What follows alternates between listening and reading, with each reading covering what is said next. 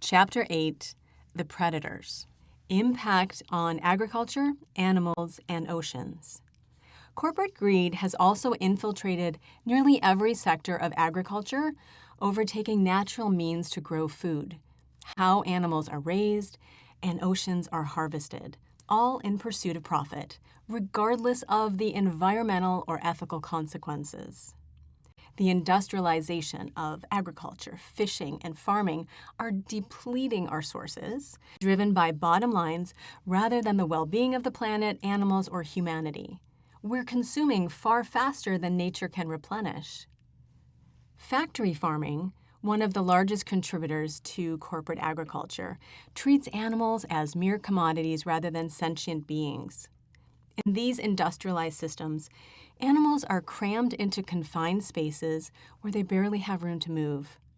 Chickens, pigs, and cows are all bred for rapid growth, usually with the help of hormones and antibiotics, straining their already fragile bodies, which often results in chronic diseases in the very meats which humans then ingest. Most of these animals live in filth, standing in their own waste, developing sores and infections that go untreated. The sole focus is efficacy and profit, producing the highest yield of meat, eggs, or dairy at the lowest possible cost. The same greed is depleting our oceans, where industrial fishing operations strip ecosystems bare. Trawlers and commercial fleets use massive nets that capture everything in their path, including endangered species and other marine life like dolphins and turtles. These bycatch animals, caught unintentionally, are often thrown back, dead or dying, an unspeakable suffering and waste that only illustrates the greed and disregard for anything other than profit. As a result of overfishing, key species like tuna, cod, and salmon are now critically endangered, and entire food chains are unraveling. With fish populations depleted, marine animals are forced to migrate towards new waters or even into urban areas in search of food.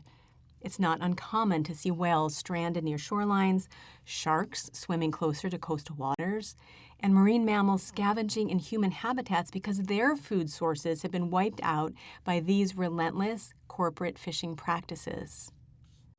On land, industrial agriculture prioritizes growing single crops like corn, soy, or wheat for maximum profitability. These crops are preferred for their resilience, thriving even with the extensive use of chemical fertilizers, pesticides, and herbicides, which not only pollute the soil, but they strip it of essential minerals. Although resilient to these chemicals, traces of these poisons still wind up right in your Unlucky Charms cereal bowl. Year after year of overfarming leaves the ground with little to no nutrients left to support future crops. This depletion of minerals affects not only the health of the soil, but also the quality of the food we consume. Fruits and vegetables grown in overworked soil contain far fewer nutrients than they did decades ago, meaning that even when we try to eat healthy, we aren't getting the same nourishment. Corporate farming also encroaches on wildlife habitats, driving out animals out of their natural environments. With forests cleared for grazing land and oceans emptied of fish, animals are left with no choice but to migrate towards human settlements in search of food. In recent years, it's not uncommon to see wild animals, bears, deer, coyote, or even mountain lions, venturing into urban and suburban areas because their traditional food sources have been exhausted. We've all likely witnessed the ignorant, fear-driven reactions people post on neighborhood apps when they encounter these, quote, intruders, end quote, on their lawns. But the truth is, we are the real intruders, having encroached on the animals' natural habitats. If only more of us recognize that these creatures are not invading our space, we've taken over theirs. It's not too late to change course, but doing so requires that we adopt sustainable farming practices that restore the soil and nourish the planet.